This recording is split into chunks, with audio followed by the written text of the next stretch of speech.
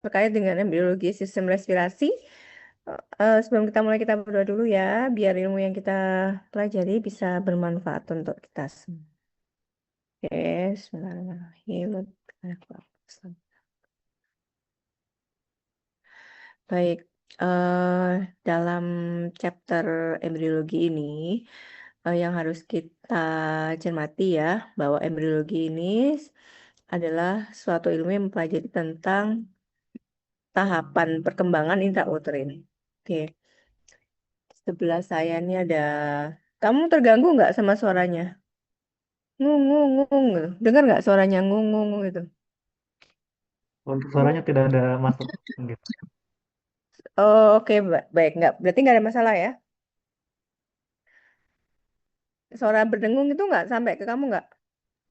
Buatin dokter. Oh ya udah, oke, berarti aman. Oke, saya mulai ya.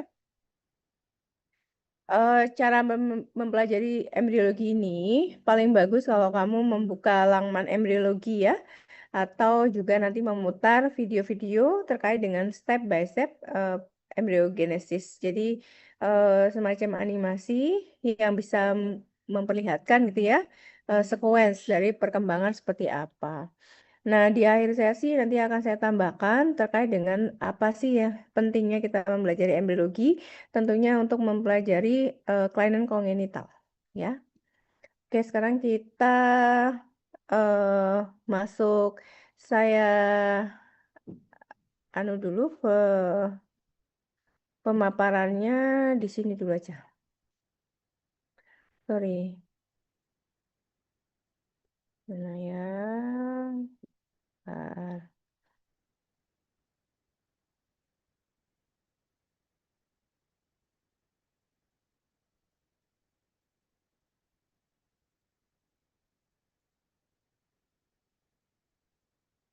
Oke, sini dulu aja. Oke, respiratory system ya. Respiratory system itu kalau kita lihat, dia selalu berjalan bersama dengan digestif. Kenapa seperti itu? Pembentukannya juga kayak gitu. Jadi dia tuh berkembang side by side ya, dengan sistem pencernaan. Kalau kita melihat di primitive gut itu ada beberapa pembagian ya di ya. Jadi ada namanya tonjolan pharyngeal gut. Nah, tonjolan pharyngeal gut ini lah yang dikatakan sebagai salah satu cikal bakal dari respiratory diverticle. Dan foregut sendiri juga ada yang sebagian eh, ini ya yang berada di bawah pharyngeal gut itu nanti akan menjadi eh, cikal bakal dari digestive system dan sampai ke midgut dan hindgut. Ada yang membagi primitive gut itu menjadi ini, ada juga yang langsung foregut, midgut dan hindgut. Sedangkan pharyngeal gut ini terpisah sendiri pada sistem respirasi. Tidak ada masalah kita mau menggunakan eh, sumber yang mana, yang jelas pada akhirnya kedua sistem organ ini akan terpisah berdiri masing-masing. Namun, kenapa sih pembahasannya itu selalu di bersamaan? Karena kita akan melihat nanti ketika ada konjugasi ya, atau hubungan di antara kedua sistem ini, maka disitulah masalah-masalah akan timbul ya, manifestasi klinisnya. Nah, kita lihat di sini. Nah, pada sistem pembagian yang terpisah, yang namanya respiratory diverticle ini, yang ada yang menyatakan dia langsung dari pharyngeal gut, ada juga yang bagian dari foregut. Nah, whatever itu ya, pokoknya seperti itu. Nah, yang jelas respiratory diverticle ini yang merupakan cikal bakal dari respiratory system itu berkembang rata-rata setelah minggu keempat. Jadi kalau minggu keempat itu ya umur setelah 1 bulan ya, gini be- berupa tonjolan ya dari foregut. Dan lokasinya itu kemudian dia akan berkembang ya, dikelilingi oleh mesenchyme dan ada fibroblast growth factor. Dan ini nggak cuma punyanya respiratory vertical, tapi dimiliki oleh keseluruhan sistem layer dari embryogenesis, ya, yang kemudian menyandi ini organ-organ ini akan menjadi apa. Nah, kemudian apa yang terbentuk pada sistem ya, yaitu epitel yang jelas ya. Nah, mempelajari anatomi, kemudian histologinya juga ya, dan embriologinya, kita akan mempelajari ya tiga sudut pandang terpisah, tapi sebenarnya mempelajari satu hal yang sama gitu ya, cuma ditinjau dari apa. Kalau anatomi ya benar-benar strukturnya, sedangkan histologinya tuh isinya jaringannya terdiri dari apa gitu ya. Dan kemudian embryogenesis adalah mempelajari pembentukan di masa lalu. Nah ini biasanya lebih enak kalau belajarnya berdampingan. Oh jadi yang ini dulunya seperti ini, histologinya ini, fungsinya nanti fisiologinya. Jadi ada 4 aspek yang harus dipelajari bersama-sama sebagai pondasi pemahaman pada basic ya, basic science terkait dengan sistem organ. Nah, di sini ada epitel ya, kemudian ada kartilago, muscle ya, jaringan connective tissue ya di sini yang semuanya berasal dari mesoderm mesodermal. Nah, adik-adik kalau mempelajari apa sih bedanya endoderm, mesoderm, sama ektoderm gitu ya.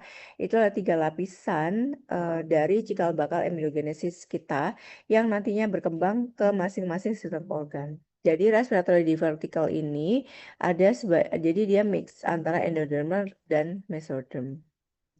Sedangkan ektoderm itu semacam kulit ya, kemudian susunan saraf pusat ya, seperti itu. Yang digestivus itu murni endoderm. Gitu. Jadi masing-masing memiliki eh, pembentuknya itu dari layer apa. Nah, pada awalnya Langbat ini ada hubungan dengan foregut-nya. Karena cikal bakalnya jadi satu itu. Foregut itu atasnya sedikit apa di ujungnya itu ada pharyngeal bud ya, gitu. Respiratory vertical itu. Nah, pada suatu ketika dia berhubungan pembentukannya. Jadi terkoneksi.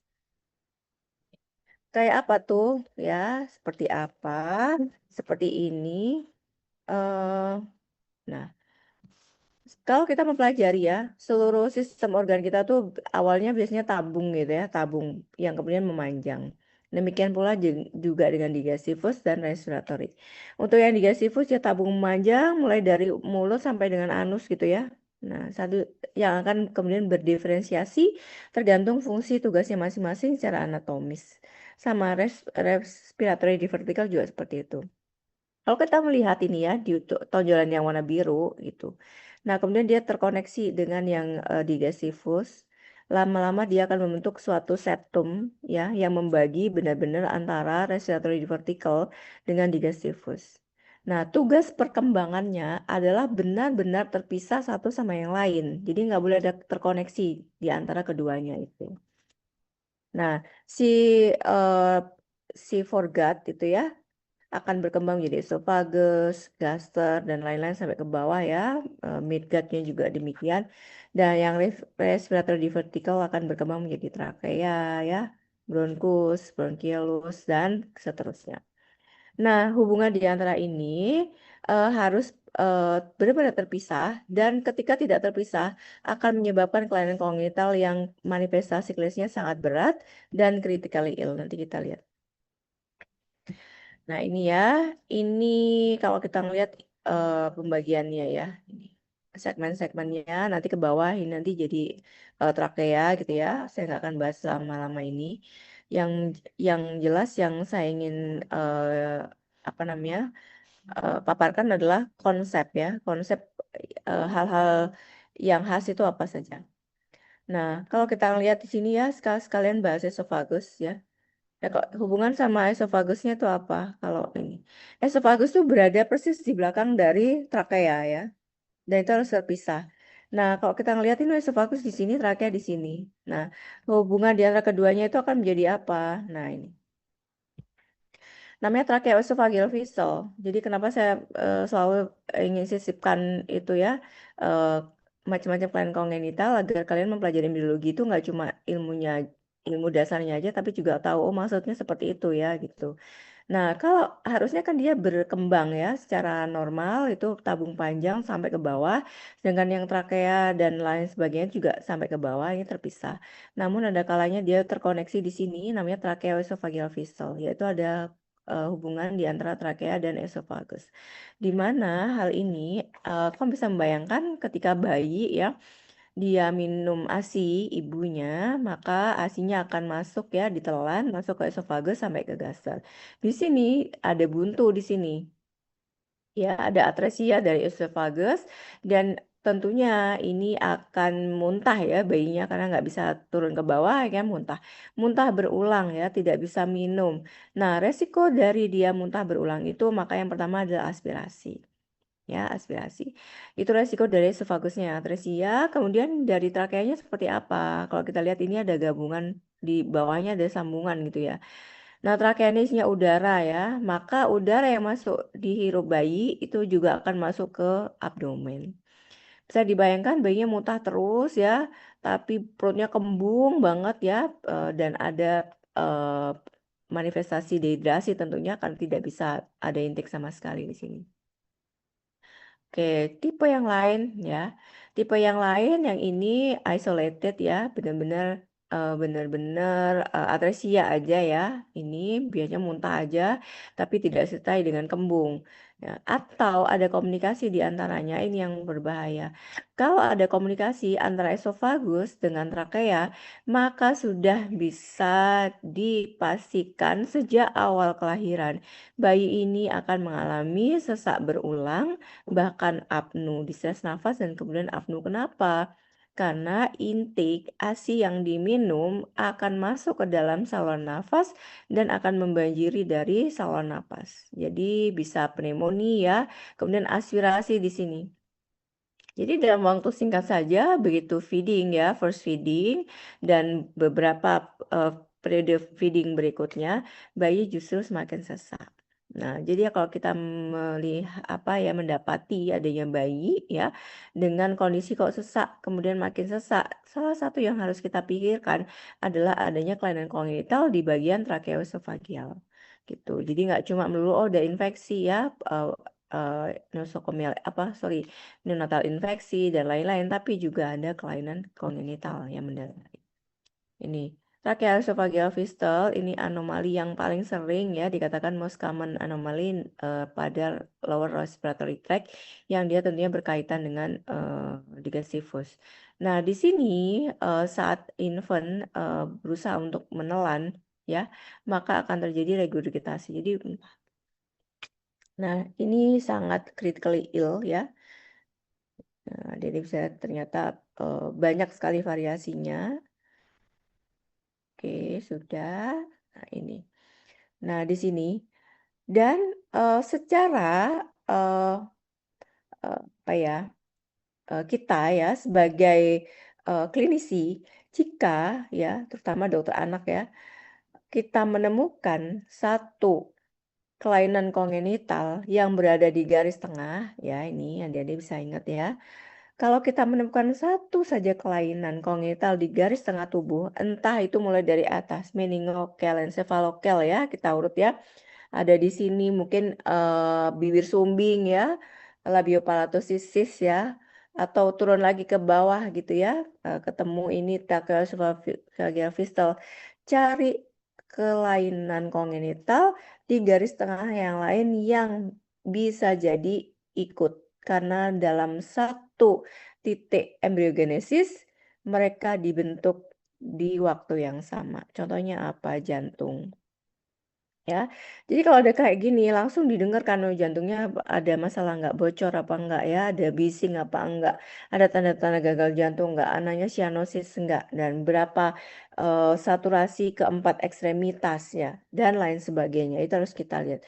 Mulai dari vertebra dia dicek vertebra anomali anal atresia, cardiac defect, tracheoesophageal fistule, esophageal atresia, renal anomali dan limb defect. Ini sampai disingkat menjadi faktor. Nah, ini sudah common ya, dokter anak, dokter bedah anak ya, siapapun yang menolong persalinan kalau ada masalah kira-kira ada salah satu kelainan kongenital yang masuk dalam faktor ini, maka harus dicari semuanya. Gitu. A collection of defect of unknown causation ya, tapi occurring more frequently. Nah, jadi uh, harus dicari biar apa? Ya biar kita bisa memitigasi kira-kira faktor resiko dan komplikasinya kemudian apa. ini tracheal atresia dan stenosis jarang ya, biasanya disertai dengan yang lain ya, ini aja.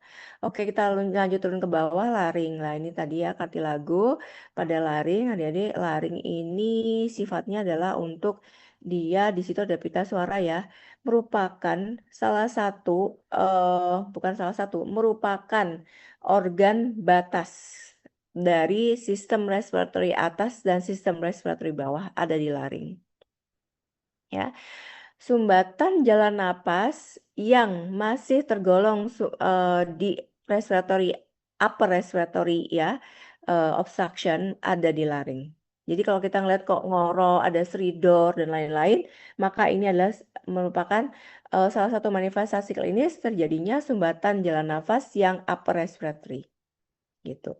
Tapi yang kalau sudah yang bawah, maka lebih ke arah distress nafas yang tipe granting ya, ada wheezing, ada ronki ya, kemudian ada retraksi suprasternal interkostal, apa namanya interkostal seperti itu. Tapi kalau kita dengar kok ada ngorok ya, atau stridor ya. Nafasnya inspirasionalnya terganggu, maka inilah obstruksi jalan napas atas. Jadi ini perpindahan ya, situ. Pembentukannya seperti ini dan di sini juga ada pita suara ya, dan di baliknya ada epiglotis. Dia adalah suatu klep ya di laring ini, di belakangnya ada epiglotis, merupakan klep antara yang saluran napas, yang ke depan, yang belakang adalah saluran pencernaan. Di sini kamu bisa lihat nanti tiroid, krikoid, arytenoid yang bisa lebih detail kamu pelajari pada anatomi ya. Nah, pembentukannya juga nanti kalau embryogenesis ini ikutan aja, nggak ada yang spesifik di sini. Kemudian eh nah ini ya. Udah, saya skip aja pembentukannya ngikut ya. Kemudian bersamaan juga di situ. Setiap ada pembentukan secara anatomikal ya, pembentukan secara anatomikal eh, terhadap suatu sistem organ, maka selalu disertai dengan hadirnya arteri, vena, dan nervus. Nah, kalau di sistem saluran napas ini apa? Tentunya nervus vagus. Nervus vagus ini kalau kita belajar tipe apa ya, ini adalah salah satu sistem otonom ya sebenarnya yang mempersarafi ya sistem respirasi dan juga sistem digestivus kita, merupakan salah satu bagian dari sistem parasimpatis ya di situ ya. Nah, ada di mana ini? Maka terutama sepanjang leher belakang ya, dinding faring belakang ya, ikut ya, mensarafi ya, makanya refleks muntah ya, mual ada di situ sampai ke diafragma. Nah, sensasi-sensasi yang terjadi pada perubahan di sistem saluran nafas, saluran cerna itu sangat ya di apa ya merupakan tanggung jawab dari nefus vagus ini. Jadi sensasi mual, muntah, tidak nyaman ya, dan itu akan ditangkap oleh nervus vagus. Dan adanya iritasi pada nervus vagus kalau pada early birth itu bisa dimanifestasi sebagai cegukan. Sikap ya pada bayi itu adalah menandakan sistem persarafannya belum sempurna. Nah, tapi tidak ada masalah soal ini. Nantinya pada perkembangannya frekuensi hikapnya akan berkurang seiring dengan maturasi sistem saraf. Nah, embryogenesisnya ada yang khas nggak ada ya. Semuanya berlangsung seperti kalau kamu belajar anatomi persarafan, oh ya udah gitu ya. Nah, kemudian kita pelajari anomali. Nah, anomalinya apa? Ini ya, laryngeal atresia. Laryngeal ini atresia jarang banget ya, hampir kayak nggak kepikir gitu ya. Kalau ada bayi yang tiba-tiba stridor ya, obstruksi gitu ya. Nah, biasanya kita dapatkan kalau adanya sesak kok makin biru dan kita mau melakukan intubasi, baru kita lihat bahwa oh kok nggak ada lubangnya. Gitu pada saat kita mengangkat apa namanya laryngoskop, memasukkan endotracheal tube ya ke dalam trakea, maka baru oh kok atresia gitu, biasanya ketemunya seperti itu, sehingga ini memang dan jarang juga ya. Nah, kalau misalkan terjadi seperti ini apa ya, langsung adalah di krikotomi ya, dibolongi di bawah laring. Ntar di bawahnya, kalau cowok itu di bawahnya jakun ya, krikoidnya, di atas suprasrenal itu kan ada lubang ya. Itu adalah critical point ya, titik kritis kita ketika akan kita menolong pasien, di mana ada sumbatan jalan nafas atas, misalkan ada corpus alienum atau inflamasi berat, difteri, laring yang berat, sehingga kita tidak bisa memasukkan oksigen sama sekali, maka bantuan adalah dilubangi di sini ya. Yang kayak kamu lihat-lihat iklan rokok itu loh. Ya, itu kan sebenarnya pasien CA laring gitu ya. Kemudian dilubangi agar dia bisa bernafas. Nah, pada kondisi seperti ini, yang kalau ada laryngeal atresia pun sama akan dilubangi situ untuk masukkan udara langsung menuju trakea. Ini titik kritis airway kita di sini ya untuk pertolongan ya. Dilubangi situ dan di belakangnya situ ada membran yang bukan kebetulan sudah didesain seperti itu ya tentunya ya sama Allah ya. Bisa kita masukkan jarum atau sesuatu yang paten ya di situ. Oke, kemudian ini lung and bronchial tree development. Nah, di sini kita lanjutkan ya. Tadi ceritanya sampai sini, kalau ada hubungannya nanti ada tracheoesophageal fistula. Nah, ke bawahnya seperti apa? Nah, dia akan terus memanjang ke bawah, bercabang-cabang, makin ke bawah, cabangnya makin kecil-kecil, makin halus-halus, sampai ke satuan terkecil fungsional respiratory system yaitu alveoli. Alveoli dikatakan adalah satuan fungsional ya terkecil pada sistem pernafasan di mana terjadi pertukaran oksigen dan karbon dioksida ya difusi jadi ditukar di situ. Kalau di ginjal kita punya glomerulus ya yang merupakan tempat unit terkecil filtrasi ya. Kalau di respiratory system kita punya alveoli di sini. Makin kecil makin ke bawah makin kecil, makin halus tipis. Dah, kamu buka histologi, maka di situ ada peralihan dari epitel mulai dari yang trakea ya, kemudian bronkus utama, bronkiolus ya, sampai ke trakea itu ada perubahan sifat dari epitel pelapisnya ya. Mana yang masih ada kolumnar, mana yang masih memproduksi sekret, mana yang sudah jadi kuboid, mana yang sudah tipis ya sampai di alveoli itu apa? Nah, seperti itu. Itu menanjak masing-masing memiliki perbedaan fungsi. Nah, embriologi adalah cikal bakalnya seperti apa, anatominya secara global, struktur seperti apa, histologi kamu lihat lapisan-lapisannya, dan kemudian fisiologi kamu lihat tuh fungsinya apa gitu. Jadi mempelajari langsung. 4 kamu diajar aja. Oh, kayak gitu. Ketika kamu memiliki sistem belajar yang terkoneksi, maka pemahamanmu insya Allah nggak geser terhadap nantinya ketika kamu sudah di kelas 3 mempelajari patologinya gitu ya, penyakitnya. Di kelas 2, tugasmu hanya mempelajari secara hakikat fungsinya apa, sehingga kamu kokoh di situ, dan nanti kamu di kelas 3, kalau dapat penyakit patologi, oh berarti ini salah gitu ya. Kamu akan tahu kalau itu patologi, kalau kamu tahu fisiologinya. Gitu. Jangan harap kamu ngerti bahwa, oh ya ini penyakit, kalau kamu nggak tahu fisiologinya. Jadi tahu benernya dulu, baru tahu yang salah gitu ya. Oke, jadi belajar sistem belajarnya seperti itu. Nah, di sini kita akan lihat pembentukannya seperti itu berlobus-lobus. Ingat secara anatomi kanan dan kiri akan terbagi dalam lobus yang berbeda. Yang kanan 3, yang kiri 2 ya, seperti itu. Kemudian di sini. Jadi space dari lung dan peritoneal kanal ya di sini. Dia makin berkembang. Di situ jadi ingat kita juga di mediastinum ya, rongga mediastinum atau rongga torak itu kita juga ada pertumbuhan dari jantung. Nah, nanti dia akan bersama-sama dengan pertumbuhan jantung. Nah, nanti uh, secara anatomi paru itu terbentuk. Jadi khasnya paru adalah secara anatomi dia dibentuk sempurna dan sama sekali tidak berfungsi intrauterin. Tidak boleh berfungsi intrauterin. Jadi dia dibentuk dulu secara arsitektur ya, histologi, fisiologi, surfaktannya dibentuk komplit dan ketika bayi lahir itu pertama kali fungsi respiratori akan dimulai. Berbeda dengan jantung, dia dibentuk belum sempurna pun sudah bekerja. Kamu bisa lihat chamber-chambernya ya masih berlubang, arteri-arterinya masih terbentuk, tapi jantung sudah berdegup ketika sekitar usia bayi 10 sampai 12 itu sudah mulai. Padahal belum sempurna.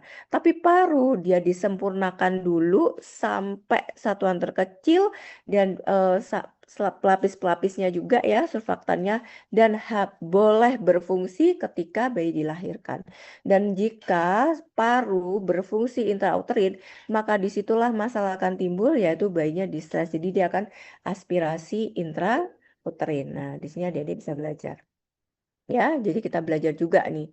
Misalnya. Nah, di sini, nah kita belajar, dia terbentuk ya, paru terbentuk memenuhi seluruh rongga mediastinum ya, rongga torak ya, memiliki ya lapisan-lapisan ya, pelapis ya antara rongga torak itu sendiri.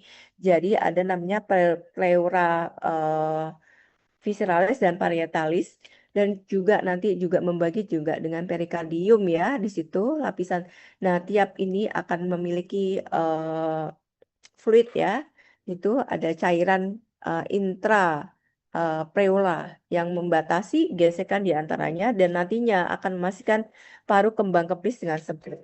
Dan demikian juga nanti dengan batas-batas pada perikard gitu ya. Nah, di sini kita belajar lagi. Nah, ini gimana nih? Visceral pleura, parietal pleura ya di sini ya. Nah, di sini.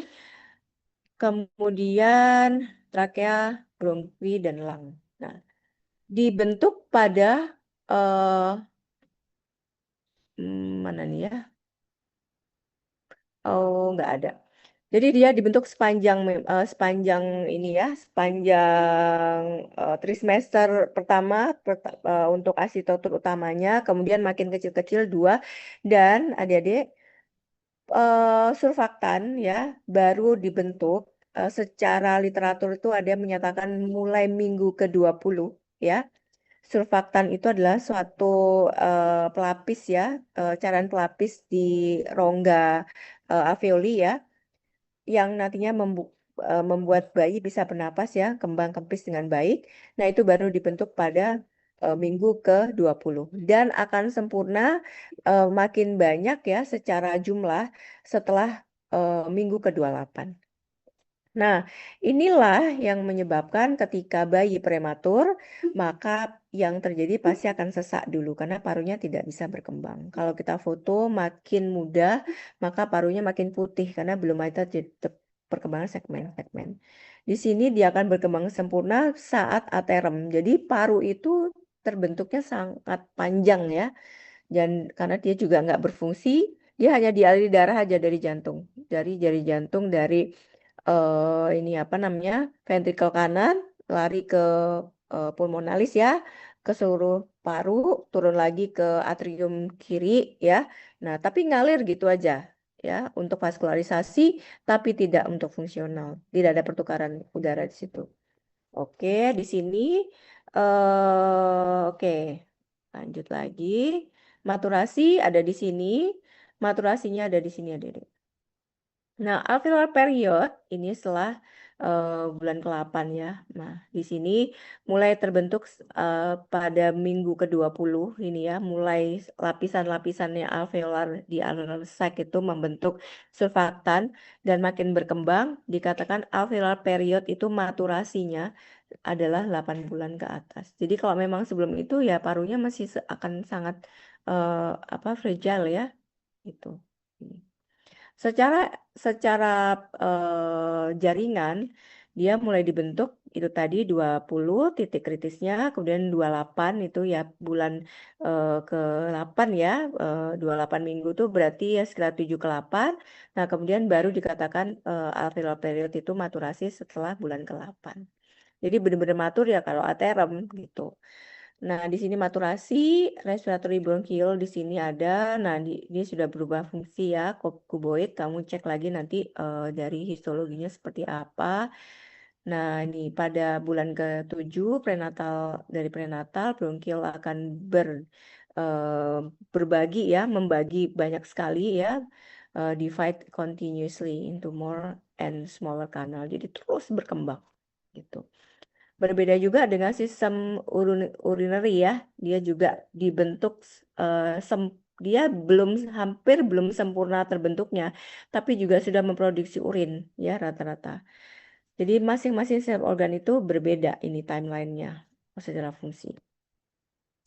Kemudian maturasinya ini sudah tadi tujuannya adalah nanti untuk bisa dia bernapas. Tipe 1 arteriola, nah gini, during the last 2 months ya, nah ini akan meningkat secara eh, sangat rapid ya. Ada tipe 1 alveolar yang akan menghasilkan ini surfaktan ya. Maturasi alveoli tidak akan terjadi sebelum kelahiran. Jadi memang nunggu aterem dulu dia baru bisa nanti berfungsi. Maksudnya kata-katanya seperti itu. Kemudian ini tipe 2, oh sorry, tipe 2-nya surfaktan. Kemudian nih, nanti kamu bisa baca lebih detail. Dan ini adalah hal yang sangat penting untuk bayi. Kalau dia lahirnya preterm, maka pasti akan sesak. Dan makin kecil bayi, makin prematur akan makin sesaknya makin berat. Sehingga salah satu terapi pada bayi prematur yang dengan ini ya paru yang berat grade-nya adalah diberikan surfaktan eksogen. Jadi bayi dikasih surfaktan dari luar.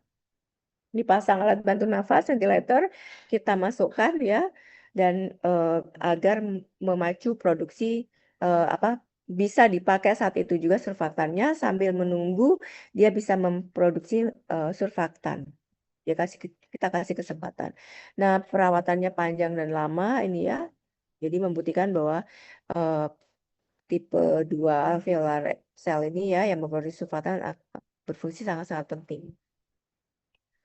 Oke, maturasinya ini ya. Nah, ini yang seperti yang saya jelaskan tadi ya. Fetal breathing movement sebelum kelahiran akan menyebabkan aspirasi. Jadi kamu bisa bayangkan bayi itu kan berenang dalam amniotic fluid dan dia tidak bisa bernafas. Ketika terjadi stres karena sakitnya ibu atau entah karena apa ya infeksi ya, biasanya infeksi intrauterin, bayi akan mengalami stres intrauterin. Nah, stresnya bayi akan memicu parasympathetic nerve untuk bekerja dan kemudian akan menyebabkan rilisnya ini apa namanya sphincter ani. Ya kayak kamu lagi nervous gitu ya mau ujian kok jadi pingin ke belakang ya gitu. Bayi akan BAB ya mengeluarkan mekonialnya intrauterin. Keluarnya mekonial intrauterin itu akan mencemari amniotic fluid, menjadikan dia pekat dan bayi akan mengalami hipoksia intrauterin karena pertukaran gas yang terjadi melalui amniotic fluid tidak akan terjadi dengan efektif. Sehingga refleks pertama bayi adalah gasping. Nah, begitu dia mengambil nafas pertama intrauterin, disitulah terjadi aspirasi intrauterin dan ketika dicek kok bayinya kok nggak bergeraknya, kok nggak bagus, kemudian kok nggak bergerak lagi bayi saya, kemudian kontrol ke bidan atau dokter, diperiksa kok heart rate-nya sangat udah turun, disitulah namanya adalah fetal distress. Disitulah adalah indikasi bayi harus dilakukan terminasi emergensi melalui sito operation atau seksio cesarean gitu. Jadi selalu ada implikasi ketika ibunya sakit ataukah infeksi atau apapun ya yang menyebabkan stresor pada bayi, maka akan terjadi hal-hal seperti ini. Dan biasanya bayi kemudian lahir pertama dengan prematur, yang kedua juga dengan aspirasi, yaitu sudah dua hal yang tidak pernah diinginkan sebagai dokter ya untuk mengalami kondisi bayi seperti ini. Karena sangat berat ya kondisi bayinya, biru, tidak bernapas. Nah, ketika bayi tidak bisa bernafas setelah lahir, maka nanti sebagai dokter kita harus melakukan pertolongan resusitasi bayi baru lahir yang nanti akan kamu pelajari di pediatrik ya. Gimana caranya kita kalau bayi lahir nggak nangis, kita bikin nangis gitu ya. Kita dokter kalau bayi nggak nangis, kita bikin nangis. Nah, itu ada caranya kamu pelajari di kelas 3. Nah, ilmunya apa ini? Basicnya. Selalu ada masalah ketika bayi tidak menangis. Itu ya, salah satunya adalah masalah respirasi, adalah karena prematuritas, karena refleks nafasnya sedang belum baik ya, atau memang dia ada masalah intrauterin aspirasi. Oke ya, itu. Saya lebih suka menjelaskan dengan langsung dengan cerita klinis biar kamu bisa mengkaitkan antara satu yang lainnya karena kalau embryogenesisnya benar-benar membosankan bahkan untuk saya ya. Nah, kemudian ini respiratory movement setelah lahir akan. Nah, tugas perkembangan bayi barulah yang pertama kali adalah menangis. Ya, kalau dia nangis berarti checklist kita aman. Oke, aman gitu ya. Nah, dia akan masuk seluruhnya ke dalam pleural cavity, ke dalam alveolus, akan mendorong cairan intraalveolar yang penuh tadi, karena di dalam alveoli itu penuh dengan cairan alveolar, intrauterin. Makin bayi nangisnya bagus, maka cairannya akan makin terdorong dan diresorpsi oleh interstisial masuk ke vena. Ya, nah disitulah kemudian bayi bisa bernafas secara spontan dan baik dan hanya tersisa surfaktannya sebagai pelapis dia kembang kempisnya aja gitu. Pada kondisi bayi tidak bernapas secara spontan dan tidak ritmis, maka kita juga harus membantu biar dia bisa bernafas dengan baik, diberikan tekanan, diberikan bantuan ya. Kemudian kok masih belum bisa, maka kita berikan oksigenasi bertekanan, tujuannya mendorong cairan intraalveolar biar cepat diserap ke interstisial. Itu adalah next step di kelas 3 nanti kamu akan belajar gimana caranya tata laksana ini. Oke, kemudian eh ini dari meaning alveoli ya 10.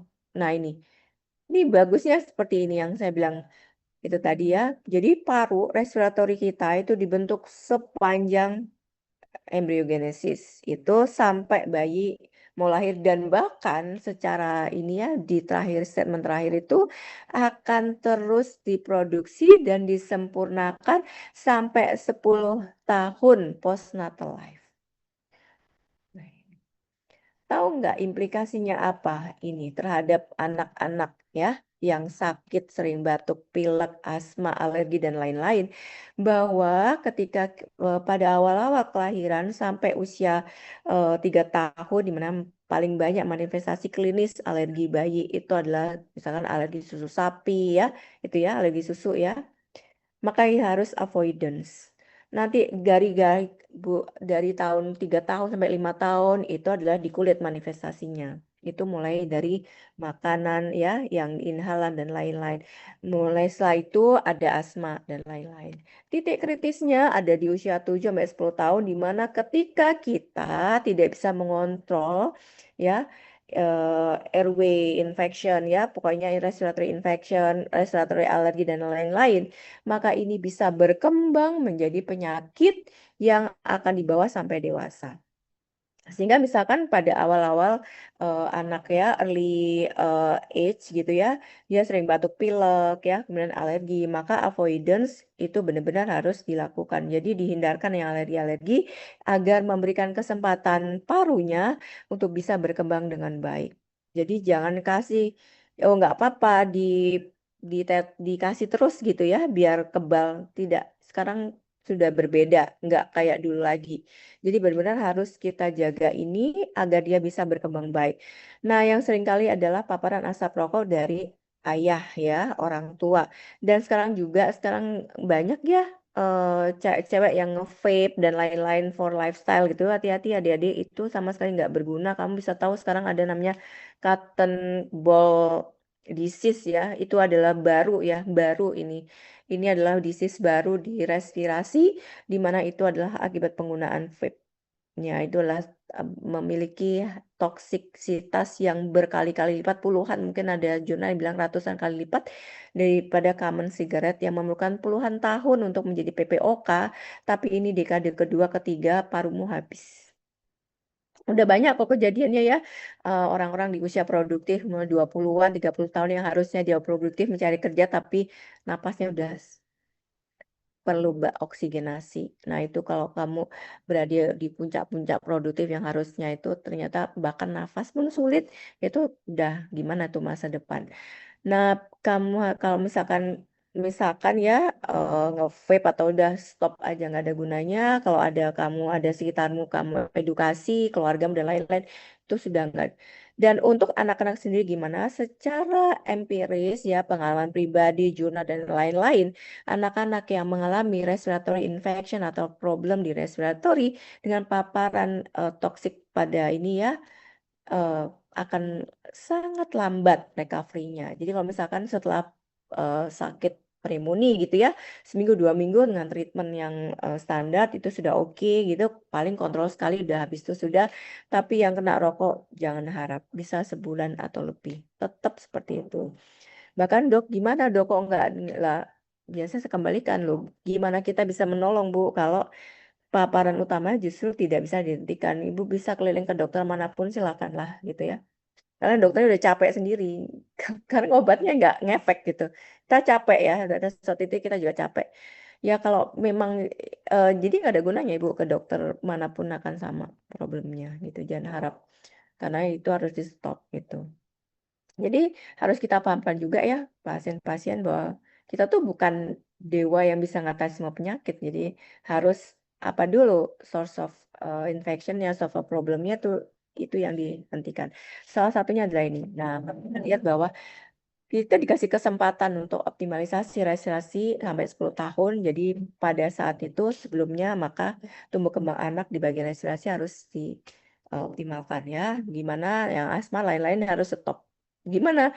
Alhamdulillah kalau pasien-pasien manut gitu lain-lain setelah itu udah bebas ya, bebas nebulisasi, bebas apa gitu. Ini pengalaman pribadi ya, karena kebetulan anak-anak saya semua alergian, jadi ya begitu.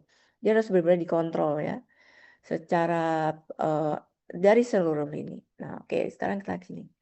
Karena ini adalah respirasi, maka kita ngomongin dari atas. Tadi yang bawah dulu ya, ke bawah, ini yang atas. Nah, ini berkaitan dengan pembentukan juga tulang-tulang wajah, ya, tulang-tulang wajah. Development dari hidung ya, di sini nasal prominence ya, nasal olfactory. Dan berkaitan juga dengan pembentukan nanti sistem saraf pusat di situ ya, karena ada jalur-jalur masuk lain-lain. Nah, saya nggak akan bahas detail terkait ini. Nanti kamu bisa baca step by step dan lebih bagus lagi kalau kamu bisa lihat YouTube-nya ya. Ini, nah di sini ada nasal pit atau nostril ya. Di sini, kemudian, nah kelainan kongenitalnya apa di sini? Seringkali juga berkaitan dengan pembentukan dari tulang-tulang maksilofacial, yaitu nanti labiopalatognathosis. Labiopalatognathosis. Nah, itu tergantung mana. Mau yang unilateral atau multilateral. Nah, kalau kita ngelihat di sini, kita ngelihat bahwa ada pembentukan dari kanan dan kiri yang kemudian nanti berfusi di tengah, gitu ya. Fusinya ini jadi hal penting ya, karena ketidakfusian ini akan menyebabkan kelainan kongenital berupa apa? Yaitu tadi, kalau fusinya nggak di sini ya, ini kan ada. Jadi kalau lihat gambar ini ya, gambar ini kan dia ada berasal dari berbagai lempeng pertumbuhan gitu ya. Dan dia diharapkan berfusi hingga menjadi wajah kita yang sekarang ini yang perfect gini ya, karena fusinya baik ya, alhamdulillah. Jadi kalau kita berarti dulu gitu sekali aja satu titik tidak terjadi dengan baik, maka konsekuensinya akan sangat panjang ya dan merubah seluruh fungsi ya, fungsi anatomi fungsi kita. Nah, kalau satu titik aja tidak terjadi fusinya, maka bisa menyebabkan kelainan kongenital berupa labiosisis atau kedua-duanya, atau sampai ke belakang sampai palatum, atau sampai belakang lagi sampai genato, apa kan labio palato genato belakang ya. Apakah sampai atas sampai rongga ini hidung yang bawah, tingkap yang bawah? Nah, itu. Apa yang secara klinis apa? Nah, di sini ya, nasal septum. Nah, ini harus lubang. Ada yang nggak lubang juga atresia, NB-nya baiknya sesak. Dan kita juga kadang nggak nyangka kalau ini adalah karena obstruksi. Kenapa kok bisa sesak? Karena bayi itu adalah nasal obligat. Nasal obligat. Jadi dia nafasnya tuh dari hidung, nasal obligat. Jadi ada sumbatan sedikit aja. Banyak orang tua yang dok, ini kok nafasnya sesak. Ternyata ada upil ya, ada sisa asis sedikit. Jadi karena sempit, sempit dan adanya sumbatan sedikit aja bayi udah gelisah gitu ya. Apalagi kalau ada deviasi septum atau atresia septum. Seperti itu. Walaupun jarang ya, tapi harus harus dicek lubang apa enggak gitu ya. Nah, ini strukturnya contributing dari formation of the face.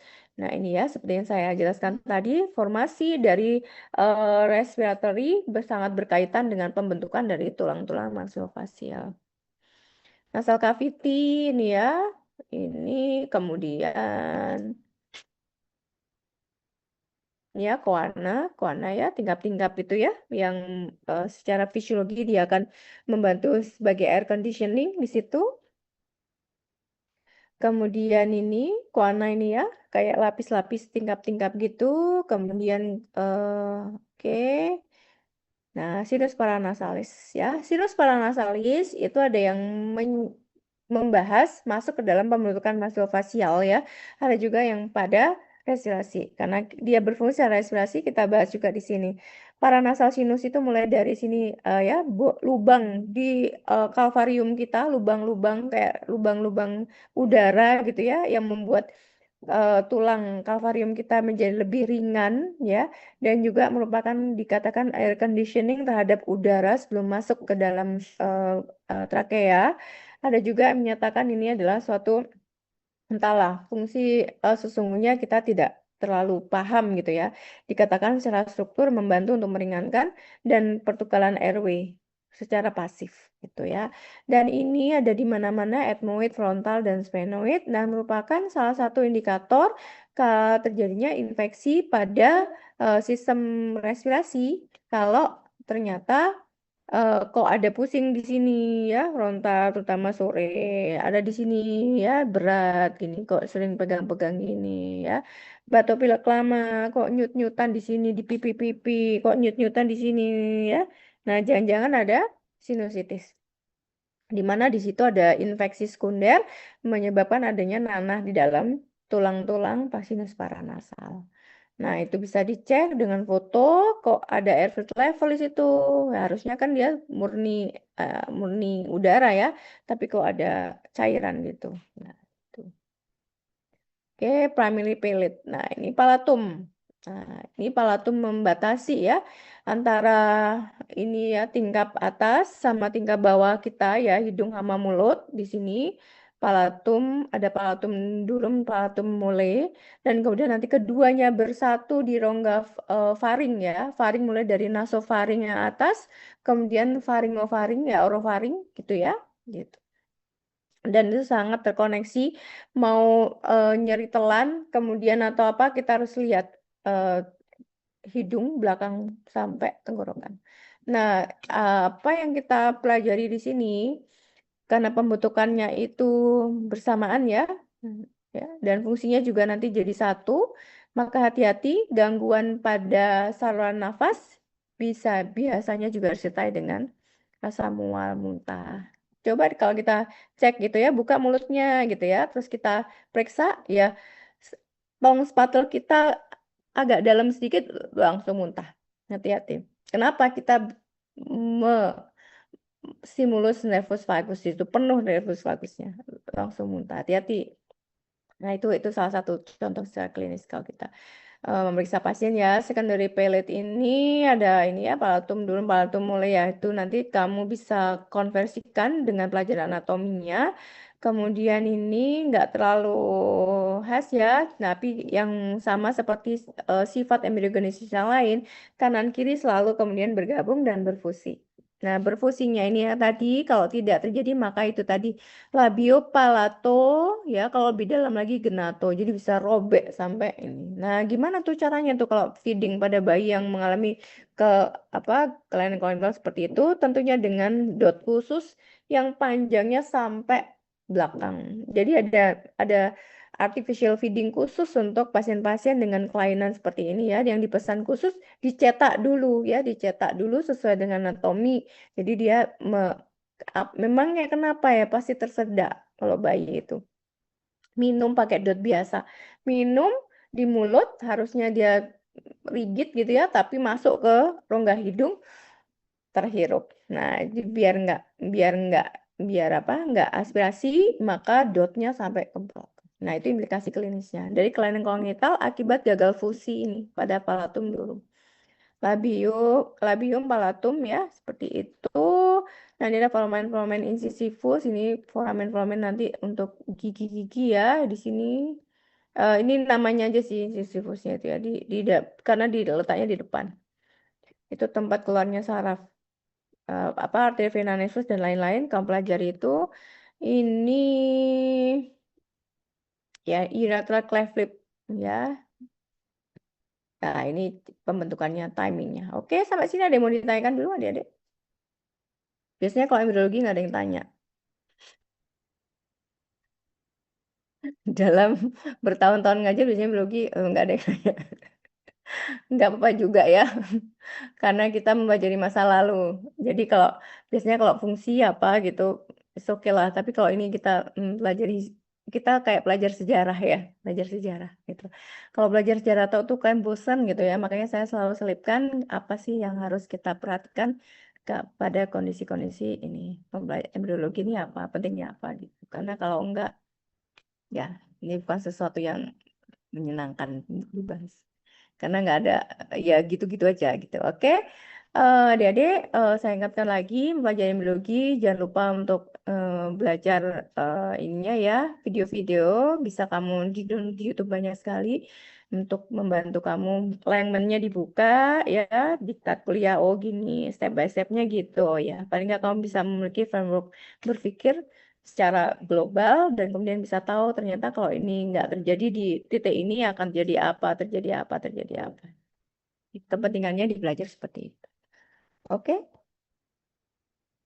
apa ada yang mau mencoba bertanya mungkin tahun ini agak berbeda. Kalau enggak juga nggak apa-apa. Oke, kalau nggak ada yang bertanya, bisa saya akhiri ya untuk kuliah hari ini. Kita tutup dengan doa penutup majelis. Subhanakallahumma wa bihamdika asyhadu an la ilaha illa anta astaghfiruka wa atubu ilaik.